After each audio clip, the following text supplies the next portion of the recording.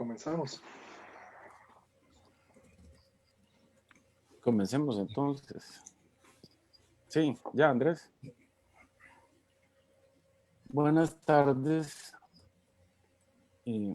Vamos a dar inicio al segundo bloque del día, el primero de la tarde. En el día de hoy habrá 3 bloques en la tarde. Este primer bloque de la tarde está constituido por las siguientes 3 ponencias a cargo de Eduardo Tavares de Farías de la Universidad de Costa Rica, los argumentos negativos referentes a la sistemática reducción como posición normativa de enfrentamiento a la pobreza en América Latina y el Caribe, seguido por la ponencia de Elizabeth Abigail Sampson de la Universidad Nacional de Costa Rica, cuya ponencia se titula La resistencia y opresión de la Iglesia Católica en Chile, 1973 a 1990. Y cerraríamos ese primer bloque con la ponencia de Jairo Gutiérrez Boza de la Universidad del Atlántico, Colombia, cuya ponencia se titula Hacia una democracia de la multitud por una esfera pública no capturada.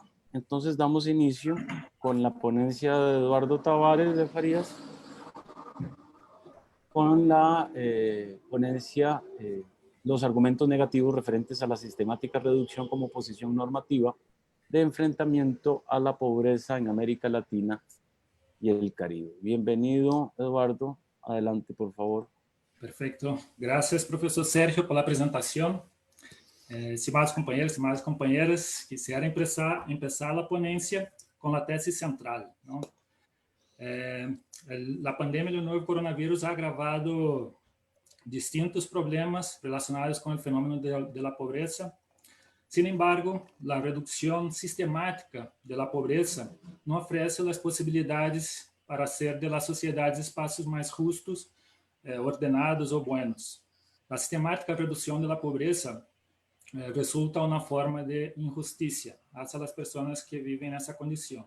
Aquelas que vivem em América Latina e o Caribe podem ser tomadas como um exemplo. Pero antes de levar adelante a defesa da tese, quisiera informar que este trabalho, esta ponência, é em realidade parte seria o primeiro capítulo de minha tese de maestria na Universidade de Costa Rica. Então, a tese se intitula Pobreza e Justiça em América Latina e Caribe, a justificação filosófica normativa hacia a erradicação da pobreza, pero eu creio que uma defesa substantiva da erradicação passa também por el análisis crítico e também a refutação das posições antagônicas. Assim que o objetivo dessa ponência é fazer de frente a uma dessas posições antagônicas à erradicação. Bueno, para entender o debate ou a disputa entre essas posições normativas de enfrentamento à pobreza, é importante ter em conta um tipo de antagonismo mais general, que é a redução e, por outro lado, a erradicação da pobreza, sendo que a redução se subdivide entre 2 posições. Uma delas seria a posição redutivista, ou de sistemática redução da pobreza, que são aqueles que creem que para alcançar a redução da pobreza é necessário um conjunto de ações ou de intervenções institucionais de maneira articulada e sistemática. Mas também, dentro da concepção da redução, há uma posição de não combatentes, que não creem na sistemática redução da pobreza, sino que creem na sistematização do não combate. Ou seja, para a posição não combatente, alcançar a redução da pobreza consiste em o abandono das pessoas pobres a seu próprio destino. E, por outro lado, na terceira posição, seria a posição erradicacionistas, que aí há os que creem que há algo, quando pensamos em pobreza, em seu enfrentamento, há algo que deve ser eliminado. Como eu destaquei, o objetivo é fazer de frente à posição redutivista. Mas antes de seguir com a crítica à posição redutivista, eu abro aqui parêntese sobre a concepção do problema da pobreza, não? O primeiro é que eu tomo a pobreza como um problema ou uma demanda de injustiça, e isso me põe em contraposição a distintas perspectivas. Por exemplo, aos utilitaristas, que creem que a pobreza é um tema de benefícios ou de satisfações, ou também a uma ética cristiana, por exemplo, que crê que a pobreza seria um tema de caridade, entre outras. E o outro ponto importante é que esse acercamento entre pobreza e justiça tem que ver com a violação dos direitos humanos e a privação das capacidades. Passemos agora, então, a los problemas que existem, ou ao menos que é identificado com a posição redutivista, não? Quienes creem nessa posição como a mais acertada para justificar a maneira mais acertada de enfrentar o fenômeno da pobreza, tende a cometer um equívoco. E esse equívoco pode estar relacionado com um ou mais dos aspectos que eu destaco aqui. O primeiro seria assumem falsos pressupostos, segundo, invocam razões débeis ou insuficientes, e terceiro, não meditam apropriadamente sobre as malas implicações. No caso da posição redutivista, eu destacaria aqui dois dos problemas, o segundo e o terceiro. Assim que passemos para uma crítica hacia o segundo ponto e depois ao terceiro. Quienes creem nessa posição redutivista tendem a invocar um argumento ou tomar em conta o argumento do gigantismo da pobreza. Esse argumento é problemático. Ele disse o seguinte: a superação da pobreza requeriria uma grande quantidade de dinheiro e que sua utilização dañaria gravemente a los estados ricos, que seriam os responsáveis por el auxílio, não? Por isso, resultaria inviável desde o ponto de vista econômico e político. Minha pergunta básica aqui é se estão los certos quienes pensam assim. Eu, particularmente, creio que não, e para mim há razões para contraponer essa posição. Uma maneira de se contraponer é encontrando a estrutura do argumento. Esse argumento do gigantismo e da pobreza, ele se subdivide em duas ideias básicas. A primeira seria de incapacidade de recursos, sobretudo os recursos econômicos, e aí há uma pressuposição de que o enfrentamento à pobreza passa por uma ajuda monetária internacional. E a segunda ideia base é de incapacidade política. É possível plantear uma crítica a cada uma delas, e isso é o que eu vou fazer. Começando com uma crítica de incapacidade de recursos, se deve considerar que a ajuda internacional para o combate à pobreza não pressupõe a existência de uma só possibilidade. Para mim, existem outras possibilidades, ademais da monetária ou econômica. Uma delas seria a transferência tecnológica, mas também poderíamos mencionar em termos de educação, planificação familiar, seria um conjunto, mas vejo na transferência tecnológica um poder, um certo poder. Isso porque todo o desenvolvimento industrial substantivo e também sustentável não pode prescindir do progresso do conhecimento científico, técnico e tecnológicos. Com isso, eu poderia pensar que a ideia de incapacidade de recursos é uma simplificação do mundo real. Já respeito à ideia de incapacidade política, ela também se subdivide em duas ideias básicas. A primeira seria que haveria uma falta de preparação das instituições internacionais, e a outra seria uma carência de meios, ou talvez de los canais para o combate efetivo. Eu creio que é possível retar ou confrontar esse tipo de ideia com argumentos históricos, ou dados históricos. Um deles seria, pensando no século XX, que foi onde houve um certo avanço em termos de cooperação internacional. E um desses avanços está relacionado com a defesa, não? Isso por causa da preocupação com o retorno das guerras. Isso ocorre principalmente a partir da Segunda Guerra Mundial, onde começam a se criar distintas organizações internacionais para generar mais diálogos e, com isso, impedir as guerras também, para outros tipos de conflitos. E o outro seria a cooperação para o progresso econômico, pensando em evitar dos problemas, não seria uma das questões seria pensar em evitar o retorno de uma crise como foi a da Grande Depressão. Aí o que se vê é uma formação de blocos econômicos, comunidades políticas, União Europeia, Mercosul, com a caída da União Soviética, surgem novos estados-nação e uma preocupação com o multilateralismo. Um segundo ponto para vetar a incapacidade política é tomar em conta as agendas das Nações Unidas mais recentes, do século XXI. Somente se pensamos aqui como os objetivos de desenvolvimento do milênio e objetivos de desenvolvimento sustentáveis. Aí há metas específicas e que podem discutir sobre que ações se deveriam ser tomadas. Entre elas, o combate à pobreza. Com o objetivo do desenvolvimento sustentável, incluso se habla sobre a erradicação da pobreza.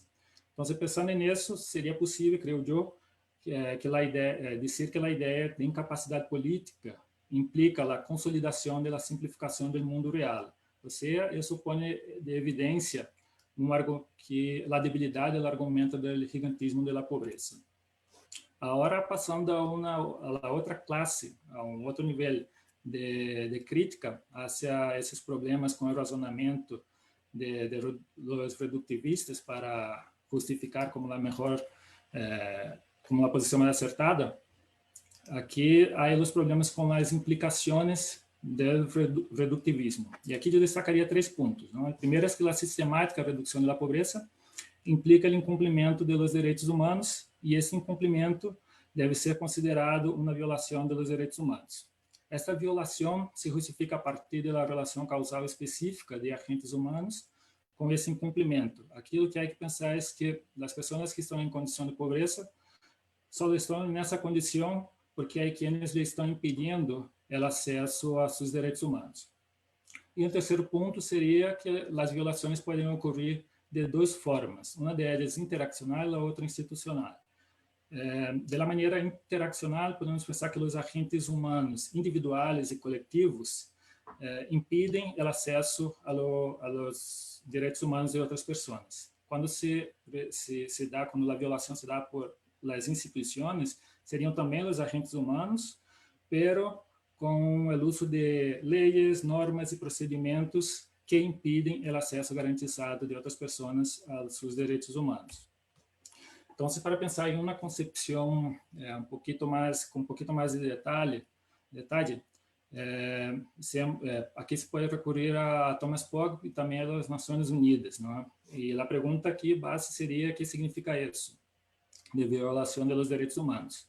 Para entender, é possível pensar que uma violação é aquilo que implica tanto o incumprimento de um direito humano como certa responsabilidade causal pelos agentes humanos por esse incumprimento. Um segundo ponto é que um direito humano se incumpre quando uma pessoa não tem assegurado o acesso ao objeto deste direito. Por exemplo, o direito à alimentação, mas também poderia ser o direito de acesso à água, ao saneamento básico, à educação, entre outros. Já pensamos no caso específico da pobreza, as pessoas que estão nessa situação estão sendo impedidas de aceder um tipo de direito específico, que é o direito a um nível de vida apropriado. Pero ao não ter um nível de vida apropriado, se pressupõe que tampouco tem um conjunto de direitos, não? Então, são impedidas de um conjunto de direitos, que também poderiam ser a alimentação, a saúde, ao transporte, ou uma moradia apropriada, entre outros. E um último ponto aqui que se deve destacar é que os direitos humanos implicam alguns deveres significativos por parte de outros agentes. Aqui eu assumo sim uma tese de correlação entre direitos e deveres. E a pergunta seria: quais são os deveres correlativos aos direitos humanos? E, uma vez mais, com base em Pogge e a observação general número 12, é possível identificar ao menos 5. Mas a mim me interessa analisar ou plantear a crítica ao reductivismo da pobreza a partir de 2 deles. Um seria os deveres de respeitar e o outro os deveres de não colaborar em el desenho ou imposição de instituições sociais que previsível e evitavelmente causem o incumprimento dos direitos humanos. Há um ponto na característica em comum entre os dois, esses 2 deveres que eu he comentado, que ambos são negativos, ou seja, se cumpre quando permanecem passivos, pero são violados quando há um incumprimento, quando há um impedimento de algum agente humano ao acesso de outras pessoas, não a seus direitos humanos. Pero, aunque sejam negativos, esses deveres proíbem certas ações. Seria qualquer acción que sea razonablemente evitable y previsiblemente cause que alguna persona no pueda disfrutar del acceso a un derecho humano. Eso porque hay algunos casos en que la abstención resultaría en daños que solo la acción realizada sería capaz de evitar. Entonces, aquí la pregunta es, ¿cuál sería entonces esa relación causal específica entre la reducción sistemática y la violación de los derechos humanos? En el caso del incumplimiento de los deberes de no colaborar con el diseño, la imposición de instituciones sociales, se puede caracterizar el problema a partir de la doble elección consciente, ¿no? ¿Y qué significa eso de doble elección consciente? Los agentes humanos institucionalmente orientados desde la sistemática reducción de la pobreza eligen al mismo tiempo quienes van a tener acceso garantizado a los objetos de los derechos humanos, pero también, por otro lado, eligen quienes no tendrán acceso garantizado. Entonces, ese problema de la doble elección consciente implica un incumplimiento del principio de universalidad de los derechos humanos y también del derecho a la igualdad. E esse problema da doble eleição consciente implica também uma divisão entre dois grupos, não? Seria o grupo de los incluídos e um grupo de los excluídos. E isso nos traz um problema. Se pensamos em violações de direitos humanos, a preocupação central é sempre com os excluídos, não com os incluídos. Então, a ideia de exclusão do acesso garantizado aos direitos humanos está diretamente relacionada com a noção de persistência da pobreza. Ou a persistência é resultado da sistemática exclusão de grupos pobres do acesso a seus direitos. Essa persistência da pobreza, então, poderíamos dizer que não é por acidente. A persistência resulta de crenças políticas e morais e das ações que derivam dessas crenças. A persistência, então, é causada de forma previsível e razonavelmente evitável por aqueles agentes humanos institucionalmente atuantes. Pensando nisso, pode dizer que causar a persistência de um mal é tão grave como causar o mal em si. Pensemos, por exemplo, no caso da esclavitud. Causar a persistência de aquelas pessoas que já foram escravizadas é tão mal, ou seja, também é uma violação dos direitos humanos, assim como é esclavizar essas pessoas. Então, ambas ações constituem formas de violação dos direitos humanos. Com isso, se pode concluir que, em caso do enfrentamento à pobreza, quienes participam desse desenho institucional e social colaboram com o impedimento do acesso garantizado ao direito a um nível de vida apropriado. Já se pensarmos em os problemas com o dever de respeitar, não seriam dois. Não? O incumprimento se caracterizaria, tentando aqui explicar rapidamente, em dois aspectos. Um que já mencionei, que seria esse que, em caso da pobreza, tanto a causa da pobreza como sua persistência sistemática implica o incumprimento de pessoas de acceder a seus direitos humanos. No caso específico da pobreza, seria o direito de viver uma vida apropriada, minimamente apropriada. E o segundo ponto é que os agentes humanos involucrados institucionalmente, que assumem essa posição redutivista, ou seja, sistemática redução da pobreza, parte de uma premissa básica equivocada, não? Para eles, sempre haverá um grupo de excluídos do acesso a seus direitos humanos. A partir desse momento que assume essa premissa, assim, para as tomas de decisões, o que eles estão fazendo é se absteniendo. Assim, há uma abstenção em lugar de promover as ações para evitar a causa da persistência da pobreza. E isso implicaria o incumprimento de dever de respeitar. E isso se pode justificar, não, pensando que, como havia dito, é um direito um dever negativo, pero proíbe algumas ações, e essa ação seria justamente a de abstenção, de maneira que cause previsivelmente um dano. Esse dano seria impedir às pessoas em situação de pobreza de viver uma vida apropriada. Aí quienes poderiam tentar poner em dúvida essas minhas ideias ou então refutá-las, tomando um exemplo, assim, no caso do Brasil. Então, a pergunta seria se foi injusta a redução da pobreza em Brasil durante o governo do PT, no caso de Lula da Silva e Dilma Rousseff. Uma resposta afirmativa a essa pergunta seria problemática. Primeiro, porque implicaria um problema de assunção de falso pressuposto. Isso se há um apelo ou uma assunção de que a pobreza é puramente doméstica, cuando en realidad hay razones para creer que no lo es. Entonces, la pobreza en Brasil y en Latinoamérica, otras regiones, derivan de un diseño institucional global desacertado, o sea, que implica la producción, reproducción y persistencia de la pobreza. Pero também, se tentarmos assumir, para afirmar essa pergunta, com essa ideia de que se existe um ordem institucional injusto, haveria um problema de falta de plausibilidade. Não? O governo do PT não teria as ferramentas necessárias para erradicar a pobreza, que é estrutural e é supranacional e suprarregional. Al dizer isso, haveria quienes poderiam tentar contraponer-me dizendo sobre ou contestando sobre o ordem global injusto. Então, como eu poderia justificar isso? E uma maneira seria a contraposição a quienes negam a existência da relação causal entre o desenho institucional global e a pobreza em América Latina e o Caribe. Isso me leva a uma contraposição a 3 tipos de perspectivas.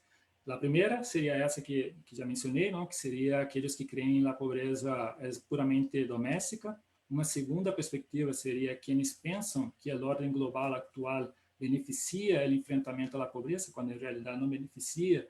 A ordem global, em realidade, produz, reproduz e hace persistir a pobreza por meio desse desenho institucional desajustado. E a terceira perspectiva que confronto é que quienes creem que a ordem global não danha a los pobres, simplesmente não é beneficioso como deveria. Bueno, eu não puedo prolongar muito mais por razões de tempo, assim que me quedo por aqui. Muchas gracias. Eduardo, muy bien, muchas gracias. Muy bien con el tiempo, además. Sí, sí. Muy medido. Bien calculado. Perfecto. Bueno, a continuación entonces escucharemos a Elizabeth Abigail Sampson de la Universidad Nacional de Costa Rica, que presenta su ponencia titulada La resistencia y opresión de la Iglesia Católica en Chile, 1973-1990. Elizabeth, buenas tardes. Bienvenida, adelante. Muchas gracias. La resistencia y opresión de la Iglesia Católica en Chile, 1973 hasta 1990.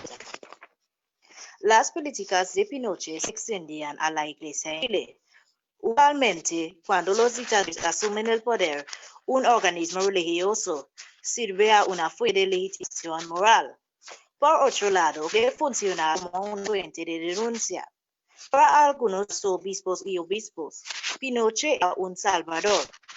En cambio, algunos líderes religiosos pensaban que Pinochet era un demonio u opresor. Este artículo examina la relación de Pinochet y la Iglesia chilena. Antecedentes históricos. El Estado y la Iglesia en Chile funcionan como una unidad antes de 1925.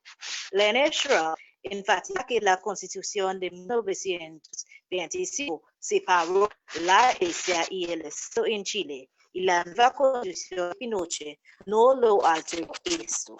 Elizabeth, un momento. Creo que el micrófono lo tenés muy abajo y produce... Sí, produce mucho ruido con la ropa. Se oye como mucha interferencia. O no sé si es el papel. ¿Me escucha bien? Sí. Sí. Entonces, tal vez si lo prensa más es arriba. Perfecto. Lo prensa más arriba, tal vez. Es perfecto. A ver. Sí, no es posible, pero ¿es perfecto? Sí, mejor. Sí. Gracias. Sí. Perdón. Voy a repetir. Sí, por favor. Gracias. ¿No? La resistencia y opresión de la Iglesia Católica en Chile en 1973 hasta 1990. Las políticas de Pinochet se extendían a la Iglesia en Chile. Usualmente, cuando los dictadores asumen el poder, un organismo religioso sea una fuente de legitimación moral. Por otro lado, puede funcionar como una fuente de denuncia. Para algunos obispos y obispos, Pinochet era un salvador. En cambio, algunos líderes religiosos pensaban que Pinochet era un demonio u opresor. Este artículo examina la relación entre Pinochet y la Iglesia chilena. Antecedentes históricos. El Estado y la Iglesia chilena funcionan como una unidad antes de 1925. Leonard Schwab enfatiza que la Constitución de 1925 separó la Iglesia y el Estado en Chile y la nueva Constitución de Pinochet no lo alteró esto. La división del Estado y la Iglesia conducía a varias subculturas y contraculturas en Chile. Jorge Jiménez ofrece las definiciones de subcultura y contracultura. Jiménez define una subcultura como, yo cito, un movimiento social cuyas manifestaciones y aspiraciones permanecen en un ámbito socialmente limitado marginal. Fin de cita. Por otro lado, una contracultura es, yo cito, una subcultura transformada cuando su presencia es significativa y amenaza con provocar cambios importantes en la cultura tradicional. El 11 de septiembre de 1963, Pinochet apareció como un salvador de Chile. Él utilizaba muchas frases religiosas para lavar el cerebro de los ciudadanos en sus discursos. Álvaro Gómez destaca el golpe de Estado se interpreta como una respuesta de Dios ante una catástrofe social y política. Antes de la administración ochentista, Salvador Allende era presidente y líder socialista. Ramis también menciona que hay personas que opinaban que la represión violenta era un sacrificio necesario a la misión de las Fuerzas Armadas. Pinochet sostenía en 1974 que el pueblo chileno oraba por su salvación. El derrocamiento de Allende señaló una victoria religiosa en Chile. Había guerra entre la civilización occidental del haitiismo y el régimen de Pinochet trataba de garantizar la civilización occidental. Allende era socialista y muchas personas opinan que los socialistas eran ateos. Por ello, una población religiosa como la Iglesia Católica de Chile veía en Allende una amenaza a su religión. Allende simbolizaba progreso y una nueva perspectiva. La Iglesia Católica simboliza tradición. Santiago Castro Gómez destaca que la modernidad era generadora de alteridades. En la modernidad hay una generación de conceptos binarios, barbarie y civilización, tradición y modernidad, humanidad y sociedad, mito y ciencia. Hay elementos del Antiguo y del Nuevo Testamento de la Biblia que Pinochet utilizaba en su discurso para mostrar que él era el vector y mártir del cristianismo en Chile. Schwab añadió que Pinochet era un hombre de Dios. Yo cito, "Divine hero who led the chosen people and they were God's special protector." Fin de cita. Schwab no es el único autor que menciona el uso de referencias bíblicas en el discurso de Pinochet. Los autores de Madrid, Carolina Tomic López y Sebastián Oñaz Valenzuela destacan las referencias religiosas que Pinochet utilizó para legitimar su régimen. Yo cito, "Guerra Santa, sacrificio y Cristo en la cruz entre ladrones." Fin de cita. Pinochet utilizaba estas frases para apelar a los ciudadanos y a la vez prevenir denuncias u oposición a su régimen. La Biblia proveía una fuente de poder y legitimidad para Pinochet. Pinochet estableció un vínculo entre el ejército chileno y Jesucristo. El presidente opinaba que el ejército era como Jesucristo, que nació de la línea real de David, ayudó a Dios o presidente a salvar a su pueblo escogido del mal y establecer una nueva era para el cristianismo y no para gobernar el secularismo. el comienzo de malas relaciones de poder. Las buenas relaciones entre Pinochet y la Iglesia Católica no duraban durante su administración. Schwab señala que Pinochet se hacía el nuevo amigo de la Iglesia evangélica o protestante cuando la Iglesia Católica no quería proveer un espacio para su celebración ritual. Este era el inicio de malas relaciones entre Pinochet y la Iglesia Católica, porque él frecuentemente buscaba maneras de reprimir y silenciar a la Iglesia Católica. El silenciamiento de subalternos no es nuevo. De hecho, es una manera para mantener el poder. Santiago Castro Gómez y Ramón Gosfugol revelan que hay jerarquías de poder. Esas jerarquías son etnorracial, espiritual, epistémica, sexual y de género. Método de opresión religiosa. Las varias maneras en que el régimen de Pinochet oprimía a la Iglesia Católica están destacadas de Jorge Esquente. Una manera en que Pinochet trataba de extender su colonialidad de poder en Chile era con la vigilancia de la Iglesia Católica. Escalante menciona que la Dirección Nacional de Inteligencia, DINA, espiaba a la Iglesia Católica y hacía una lista de curas marxistas. Adicionalmente, DINA infiltra a la Iglesia por el Comité de Cooperación para la Paz en Chile, Comité Pro Paz. El régimen militar también utilizaba la inspección de oficinas de arzobispos, las residencias de monjas, curas y parroquias, según Eli Michael Allen. Mario Aguilar añade su voz al debate. Aguilar destaca que el ejército inspeccionó la casa de Raúl Silva Enríquez para un objeto plástico que cayó de un avión. Este objeto nunca ha sido hallado. La censura es otro método que Pinochet usa. En América Latina, la Iglesia Católica ocupa una posición muy alta en la sociedad. Es la de denuncia de violaciones de derechos humanos y provee ayuda social al pueblo. Allen revela que había censura y clausura de las publicaciones y la transmisión de la Iglesia Católica por Pinochet. La censura de la Iglesia Católica no solo era en los medios de comunicación como la radio y el periódico.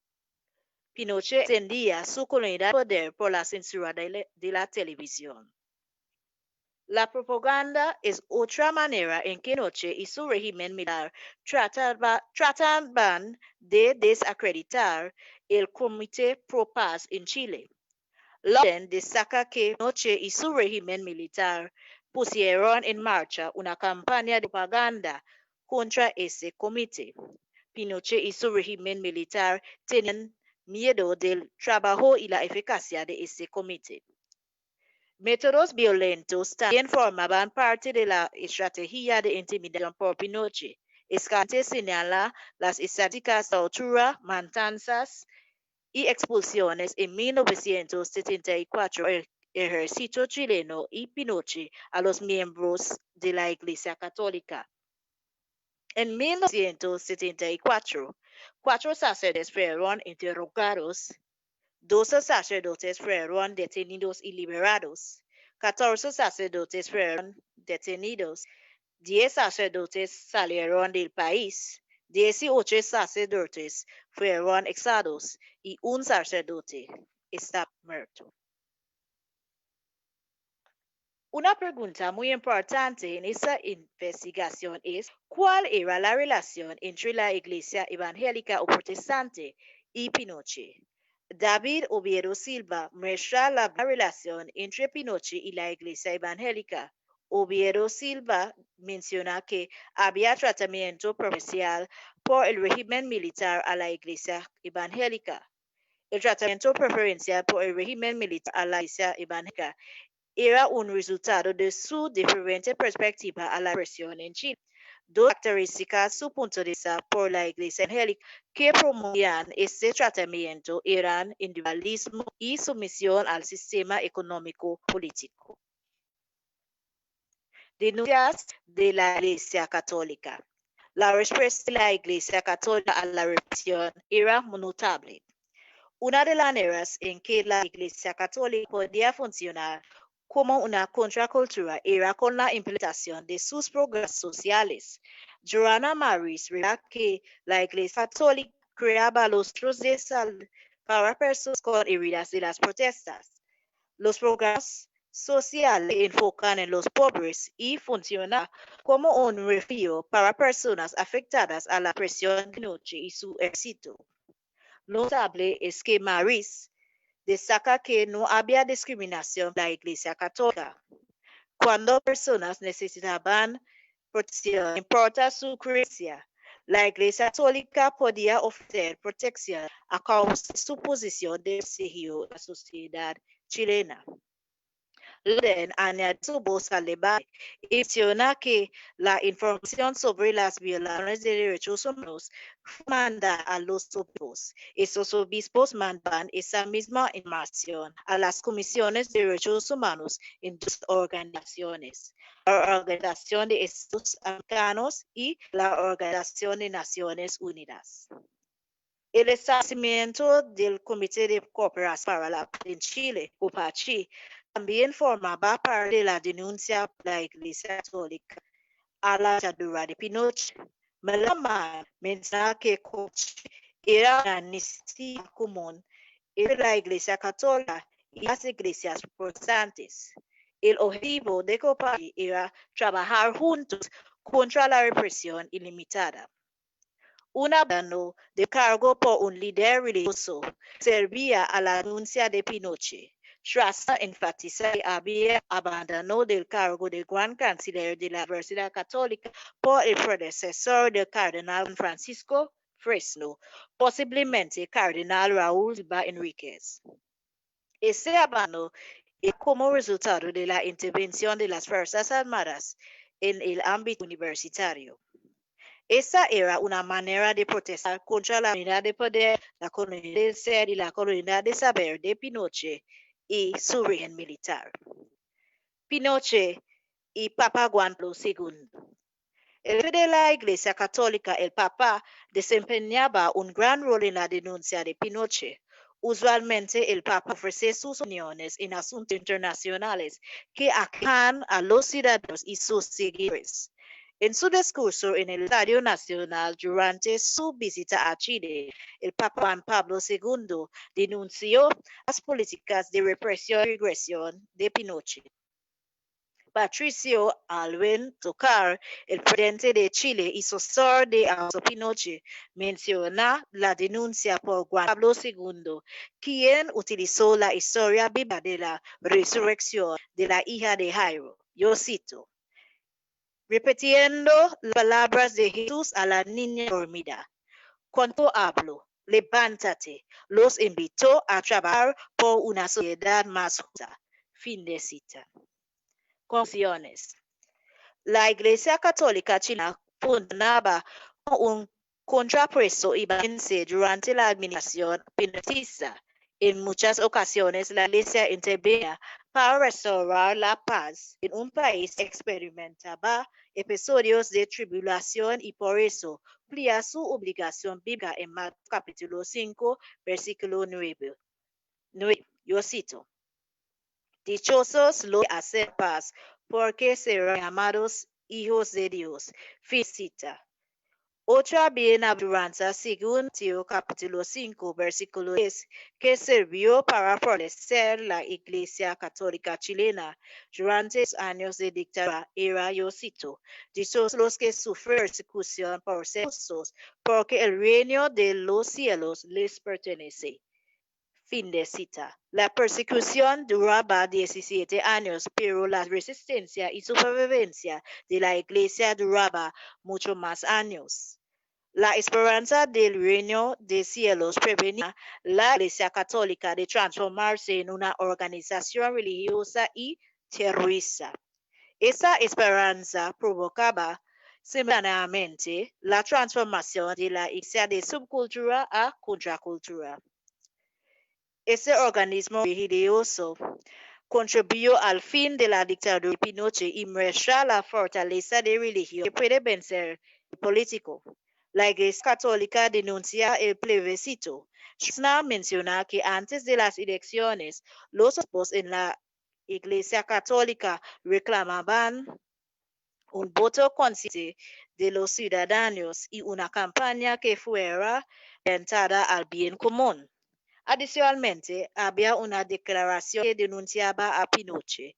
Esa declaración era por una transición en paz que reclamó el respeto por la dignidad humana y por los derechos humanos. Los obispos en esta declaración también se pronunciaron contra el odio y el revanchismo.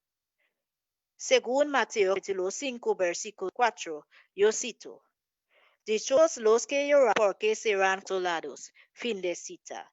La Iglesia Católica lloraba por muchos años y la caída de Pinochet era gran consolación. Los curas, los seguidores, enfrentaban muchos retos para cumplir su obligación, pero nunca rendían sus esfuerzos, a pesar de los mecanismos de control y miedo por el dictador Augusto Pinochet. La participación de la Iglesia Católica chilena hasta hoy es una fuente de esperanza y fortaleza a otros países que están enfrentando retos con dictadores. Por eso, la religión desempeña un gran rol en el avance de un país. Muchas gracias. Muy bien, Elizabeth, muchas gracias. Muy bien con el tiempo. Nos tocaría ahora darle la palabra a Jairo Gutiérrez. No sé si ya ingresó.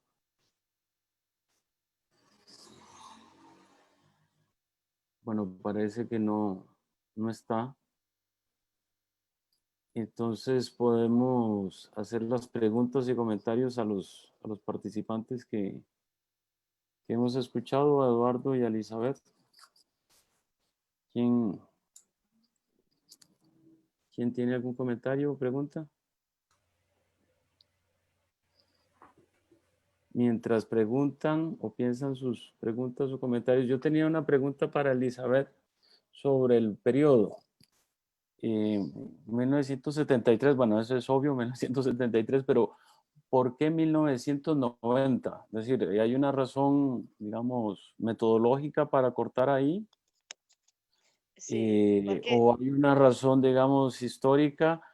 Porque, bueno, ciertamente la dictadura se acaba hacia esos años, pero uno podría revertir la pregunta, la fuerza, ¿verdad? La opresión de la Iglesia Católica en Chile, para nada más quedarnos en Chile. sí. Yo partiría del hecho de que sigue existiendo y sigue funcionando, y el discurso evangélico al que hizo referencia en la última parte, me parece que incluso ha aumentado la presencia y supongo que la fuerza. Tal vez voy a dejar si Sí. alguien más tiene preguntas o comentarios para hacer un bloque, o nadie más tiene. ¿No? Adelante, Elizabeth, por favor. Sí, he cogido ese periodo porque durante ese periodo hay la dictadura de Augusto Pinochet desde 1973 hasta 1990. En 1990 hay el plebiscito y hay elecciones libres y limpias por primera vez en Chile. Desde el fin del periodo del Allende, de la presidencia de Allende. Sí. Sí, básicamente por el fin de la dictadura, nada más. Ahí se acaba la investigación. Sí, nada más. Y, Sí, es corto. no, sí, ¿no piensa luego continuar en esa línea investigando la opresión de la religión o de la iglesia al margen de la No, dictadura? no, quiero educar en la dictadura de Pinochet y las políticas pinochetistas. Sí. Está bien, no. Totalmente legítimo. Nada más era una curiosidad sobre ese punto. Muchas gracias. Gracias. Sí, ¿quién más? Yo tenía una pregunta, pero para Eduardo. Adelante. Eduardo, yo no sé, la tesis al inicio, cuando la vi, pensé que más bien era un error en la filmina y todavía estoy un poco digiriendo la tesis de su ponencia. Y vinculándola con la presentación que había hecho Mario Cunningham el jueves, que tuvimos una discusión sobre la escasez de los recursos, ¿verdad? Cuando se plantean las políticas de reducción de la pobreza y los objetivos, digamos, en términos de los objetivos del milenio y ahora los objetivos para el 2030, etcétera, ¿verdad? Desde las instituciones lo que se está pensando son en proyectos que eventualmente tienen que llegar a la erradicación de la pobreza. Entonces, decir que las políticas de reducción de la pobreza son violatorias de derechos humanos, digamos, no es una tesis que yo le pueda aceptar, porque más bien están planteadas alrededor de la idea de los derechos humanos y de la noción del desarrollo humano, ¿verdad? Que tiene la base en Martha Nussbaum y Amartya Sen y compañía, para llegar a ese punto. Ahora, ¿por qué no lo podemos hacer de un día para otro? Porque, volviendo a la discusión que teníamos con Mario Cunningham, los recursos son escasos. Entonces, dada la escasez de los recursos, yo no puedo de un día a la mañana nada más chasquear los dedos y erradicar toda la pobreza. Pero sí ha habido un gran esfuerzo, sobre todo a lo largo del siglo XX. Entonces, si usted toma las estadísticas, por ejemplo, usted ve que en los 80s, 42, a inicios de los 80s, 81, por ejemplo, 42% de la población a nivel mundial estaba viviendo en extrema pobreza. El año pasado, el porcentaje de la población mundial viviendo en extrema pobreza, con los indicadores del Banco Mundial, ¿verdad? $2 al día, es del 10% de la población mundial. Y entonces ahí ha habido un esfuerzo que no puede negarse y que efectivamente está implicando un mayor bienestar para esa población que se está trayendo por encima de esas líneas de pobreza, ¿verdad? Pero una no puede simplemente pensar que tenemos todos los recursos disponibles y de un día para otro erradicar la pobreza. Hay esfuerzos muy importantes de las sociedades que están destinados hacia esos objetivos, ¿verdad? Y entonces, y el otro comentario que tenía que ver con la idea de la definición misma de pobreza, porque en algún momento usted habla de que se asume que siempre va a haber algún porcentaje que es pobre, ¿verdad? Y es que realistamente es difícil, aunque la meta sea erradicarla completamente, es difícil pensar que se puede llegar a ese cero, porque la definición de la pobreza y de lo que implican las necesidades a lo largo del tiempo va cambiando. Por ejemplo, ahora se discute mucho si el acceso, sobre todo a raíz de la pandemia, si el acceso a Internet debería ser un derecho o no, y que deberíamos garantizarlo como derecho humano. ¿Por qué? Porque ya no es solo un instrumento, sino que ahora resulta que es necesario para poder educar a la población. Y entonces, si yo tengo una persona de 5 o 6 años que no tiene acceso a Internet, tal vez hace 2, 3 años la gente podía decir, bueno, esto no es tan importante, pero hoy en día todo el mundo está diciendo, bueno, esa persona que está en edad escolar, que debería estar ingresando al sistema educativo, está siendo excluida porque no tiene acceso a Internet. Y entonces la definición de pobreza a lo largo del tiempo va cambiando conforme se van expandiendo lo que se reconoce como una necesidad básica, ¿verdad? Y eso también implica una dificultad sobre cómo enfrentamos o cómo luchamos contra esa disminución de la pobreza como tal, ¿verdad? La definición de la pobreza no es estática. Bueno, y básicamente esos serán mis comentarios. Luego podría también argumentarse algo en relación de las tasas de crecimiento, ¿verdad? De las tasas de fertilidad de las poblaciones. La población pobre tiende a reproducirse más rápido que la población no pobre, y eso también supone una presión sobre las diferentes instituciones que dan la lucha contra la pobreza, ¿verdad? Para estar constantemente redirigiendo recursos a esas poblaciones ¿verdad? Que están ahí, o incluso las poblaciones nuevas que caen por debajo de la línea de pobreza. Entonces, la erradicación de la pobreza es algo que está ahí planteado dentro de los objetivos, y usted lo ve en los documentos de las Naciones Unidas o de los organismos internacionales, en las propuestas que nos hace el Banco Mundial, etcétera. No es nada que una pueda cambiarlo así como de un día para otro. Bueno, y esos serán mis comentarios. Gracias. Bueno, gracias, professora Laura, aí, por todos os comentários e algumas teses fortes também, não? Porque não é somente minha tese que é forte, pela sua também, da escassez de los recursos. Sim, obviamente, quando penso em escassez de los recursos, estou pensando em os recursos necessários para confrontar el fenómeno de la pobreza. ¿Sí? Y aquí yo me acercaría mucho más a una perspectiva de Amartya Sen, por ejemplo, que dice que el problema no es de escasez, sino de titularidades. O sea, las personas tienen hambre no es porque falta alimentos para ellos, sino porque tienen problemas de acceder a los alimentos que existen. Sí, también si vamos por los datos también se puede ver que América Latina es una de las que más produce alimentos y aún así hay millones de personas en situación de pobreza, ¿no? Y no es un problema de carencia de recursos. Ese es el primer punto. El segundo punto sería la comprensión de la erradicación de la pobreza, ¿no?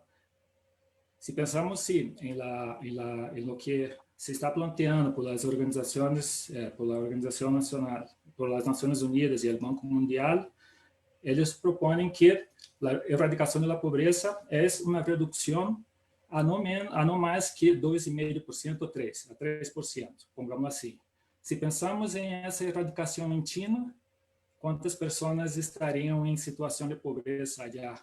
Si serían 11 veces, no sé, no me acuerdo cuántas veces sería la población de Costa Rica.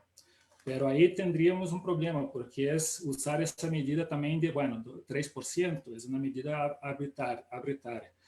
Argumentan que es 3% porque la mayoría de los países desarrollados, ese es el índice.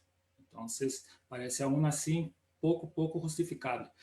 Mi concepción de erradicación de la pobreza se acerca más a la noción de Thomas Pogge. El problema principal es que existe un orden institucional injusto que implica la producción, reproducción y persistencia de la pobreza. Y cuando digo eso es que las personas que están en situación de pobreza en América Latina la están porque hay este orden que le está impidiendo el acceso, acceder a ciertos derechos humanos, sea por las reglas de las organizaciones mundiales del comercio, que no favorecen a los países atrasados, pero también podría usar dos tipos de un concepto, ¿no? de Rajum Chang, que sería el concepto de patear a la escalera. Entonces, esos países primero se convirtieron en países desarrollados porque practicaron una política distinta a la que es de hoy en día, o sea, practicando el proteccionismo y el Estado fuerte. Hoy dicen que para que los países atrasados se desarrollen hay que haber el Estado mínimo y cosas del tipo. Ese es un concepto de Rajum Chang. Y eso pone en desventaja esas poblaciones de países atrasados. Eso podría ser un punto. Entonces, la preocupación es erradicar la estructura que provoca ese empobrecimiento de manera sistemática y en masa en los países, y no esa reducción hacia cero, ¿no? Entonces, la preocupación con la erradicación es la preocupación con erradicar esa estructura. Sí, creo que serían esos dos puntos que contemplaría más o menos lo que usted había comentado. ¿Puedo entonces, Eduardo? Sí, claro.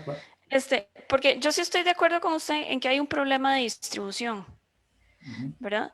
Pero no se puede confundir el problema de producción con el problema de distribución. Eso es uno. Entonces, ciertamente hay un problema de distribución en el mundo que se está agravando.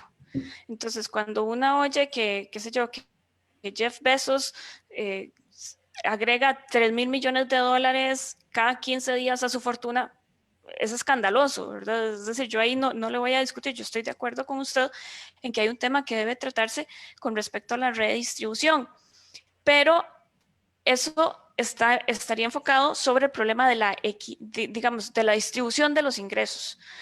Aún en sociedades en donde usted pueda tener una distribución muy equitativa, puede ser que tenga niveles de pobreza. Entonces, siempre hay que distinguir esos dos problemas. Y lo otro entonces sería, porque usted habla, bueno, usted no le parece el orden actual de las instituciones, pero con la tesis de que tener objetivos de política que que promuevan la sistemática reducción de la pobreza se está violando un derecho humano, entonces la pregunta es, ¿cuál sería su propuesta concreta? No decir esto no sirve, sino cuál sería la alternativa que usted estaría proponiéndonos, porque lo que nos estaría diciendo es, bueno, todos los esfuerzos que se hacen desde Naciones Unidas, que hacemos, por ejemplo, aquí en Costa Rica, con las instituciones nacionales que tenemos, con el IMAS, con la Caja, etcétera, para contener esa pobreza e irla reduciendo, usted está diciendo, no, ustedes son partícipes de un sistema que quiere nada más sostener la pobreza ahí. Y eso está mal, porque viola el derecho humano, porque todavía siguen existiendo personas que están en pobreza. Pero entonces, ¿cuál es la propuesta? La propuesta primera es poner la meta en la erradicación de la pobreza y para alcanzar la erradicación de la pobreza hay que respetar un principio también, que es el principio de progresividad, ¿no? Entonces hay un principio que permite decir, bueno, hay que reducir la pobreza, pero reducir hacia la erradicación, hacia el punto de erradicar. Y cuando hablamos de reducción es empezar a reformar los organismos internacionales de manera que eviten la pobreza, ¿no? Y no solamente desarrollen políticas afirmativas. Mi concepción aquí, y es un debate más conceptual, ¿no? Por eso tal vez genere ese tipo de problemas, de ruido. Pero sí, mi perspectiva es más en sentido negativo, ¿no? Es el tema de respeto a los derechos humanos también. Y para eso debería de evitar la producción, reproducción y también la persistencia de la pobreza. O sea, para combater eso no sería solamente con las políticas afirmativas, creo yo. Y eso me pone más en campos de Thomas Pogge, y no, por ejemplo, de Rawls,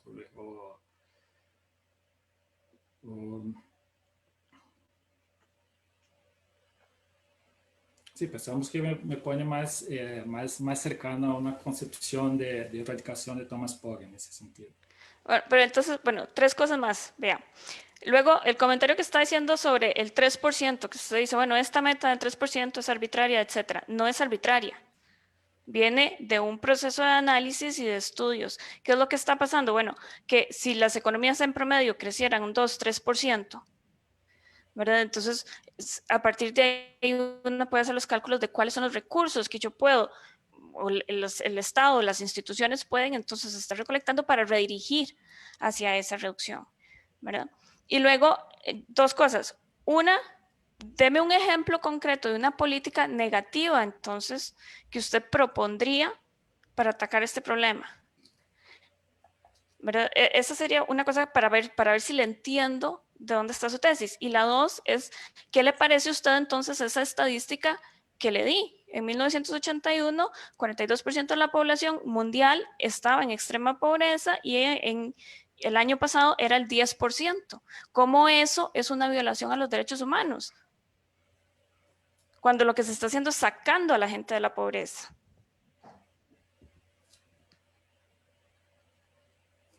Sí, sobre los 3%, por ejemplo, ha tenido un proceso de análisis que usted defiende, ¿no? Y eso para mí no justificaría, porque ¿cómo preguntar entonces cómo esos países que alcanzaron esos niveles de desarrollo hicieron? Mi pregunta sería esa, ¿qué mecanismos esos países utilizaron para llegar a altos niveles de desarrollo? Y ahí me pondría una vez más a recurrir al concepto de patear a la escalera. Se desarrollaron de una manera que no favorecieron a los países atrasados y hoy están...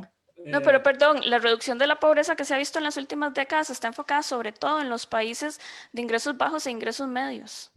Sí, primero sobre los puntos de los 3%, solo para decir que también es problemático creer en esa idea.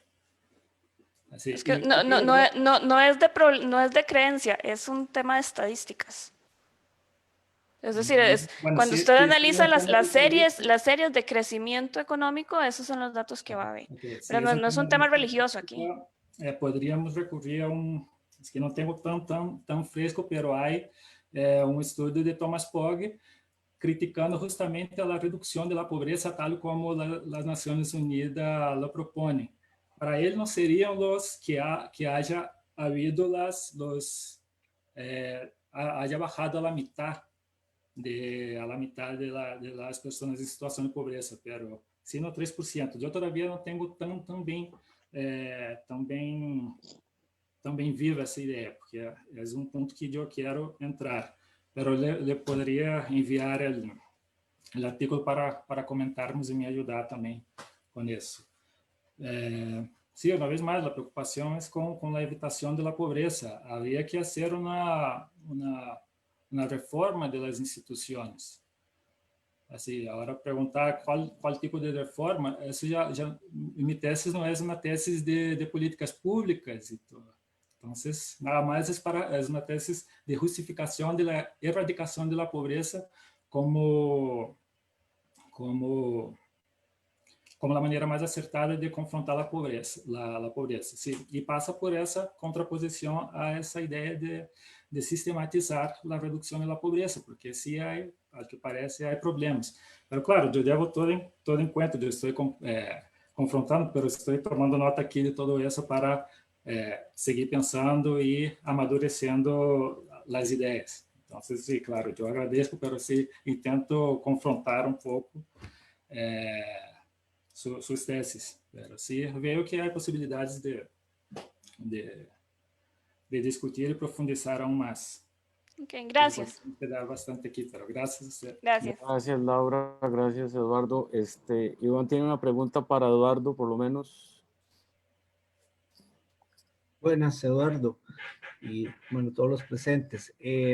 Yo me conecté tarde, pero dos cosas. Me interesaría si me puede dar la referencia del libro o el estudio de Pogge, Thomas Pogge, me imagino que es. Y con esta discusión que estás teniendo con Laura, no sé si va por el sentido de, o sea, lo que estás diciendo en el fondo es que el hecho de que hayan instituciones destinadas a combatir la pobreza justifican la existencia de la pobreza, va por ahí. Perdón.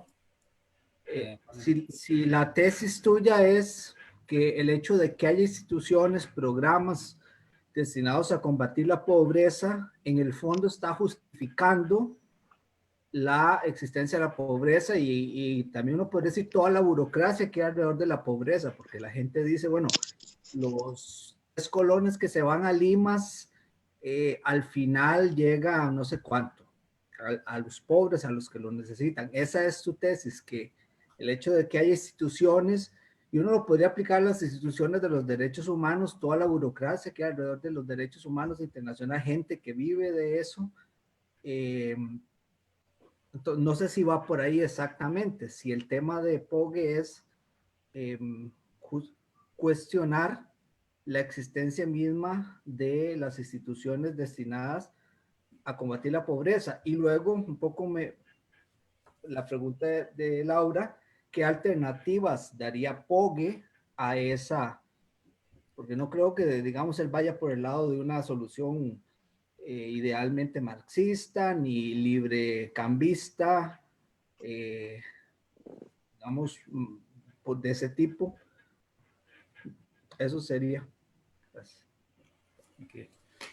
Não seria a crítica especificamente a essas instituições específicas de combate à pobreza, sino a los países desarrollados, seus cidadãos e suas corporações, que estão sempre desarrollando as regras de maneira que entra em conflito com a evitação da pobreza.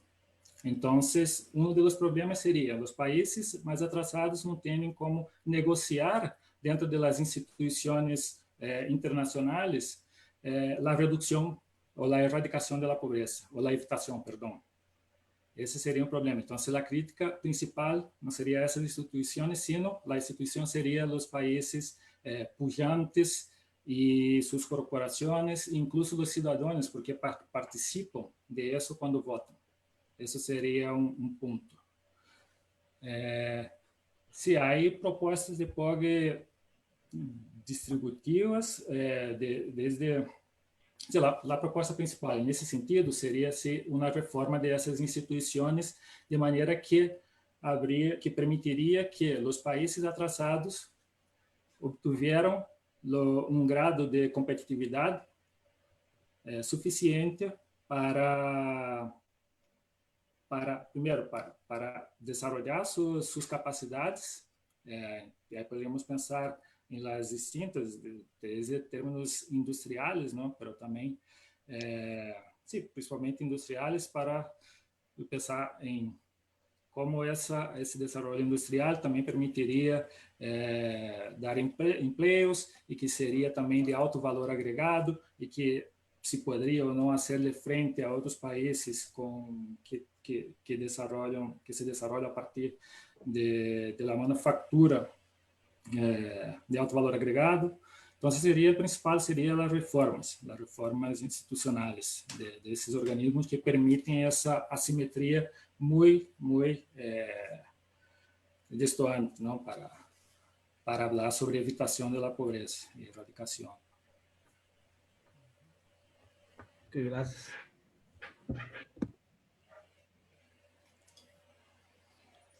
Muy bien, gracias, Iván. ¿Alguien tiene algún otro comentario o pregunta?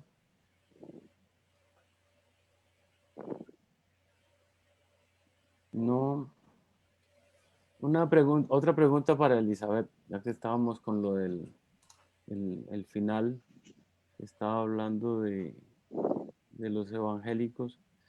Yo no sé si usted ha estudiado, o sin que lo haya estudiado, no importa, me interesa saber cuál es su opinión. ¿Cómo ve la situación de Costa Rica en relación con el aumento de la población evangélica? Y sobre, digamos, la manera de posicionarse políticamente en las instituciones de dicha población. Y recientemente, además, se ha visto en el país con la ley sobre la pesca de arrastre y otras cosas que están en la Asamblea. No sé si usted tiene alguna opinión formada sobre eso o si tiene algún criterio. Buenas.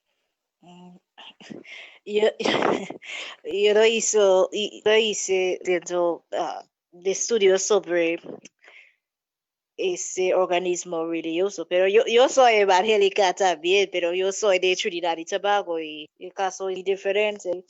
Para mí, en el caso de los evangélicos en Chile, en Costa Rica, eso era la supervivencia, un caso de supervivencia de los más aptos. Por ejemplo, ese organismo religioso no quería sufrir de la persecución de la dictadura de Pinochet y hoy en día ese organismo en América Latina y el Caribe está creciendo, yo sé, pero en mi país no hay partidos políticos que están asociados con los evangélicos, pero es notable que en Costa Rica este organismo religioso y es una fuente de esperanza porque este organismo puede dar sus opiniones sobre asuntos políticos, sociales en la Asamblea Legislativa. Sí.